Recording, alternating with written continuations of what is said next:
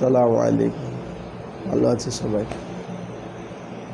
আজকে আলোচ্য বিষয় হচ্ছে যে ব্যক্তি মসজিদে গিয়ে 5 ওয়াক্ত নামাজ একদম সময় মতো আদায় করবে, ইমাম সাহেবের সাথে তাকবীরে উলার সাথে আল্লাহু আকবার, ইমাম সাহেব বলছে আল্লাহু আকবার, সাথে সাথে আগে পড়ে না, একসাথে মুসল্লিরাও বলছে আল্লাহু আকবার। এভাবে প্রতিদিন 5 ওয়াক্ত নামাজ মসজিদে গিয়ে ইমামের সাথে তাকবীরুল্লাহর সাথে আল্লাহু আকবার বলে পড়তেছে 40 দিন যদি একসাথে পড়ে, তো আল্লাহ তাআলা দুইটা, এক নাম্বার হচ্ছে যে জাহান্নাম থেকে মুক্তি, আর 2 নাম্বার হচ্ছে নেফাকি থেকে মুক্তি।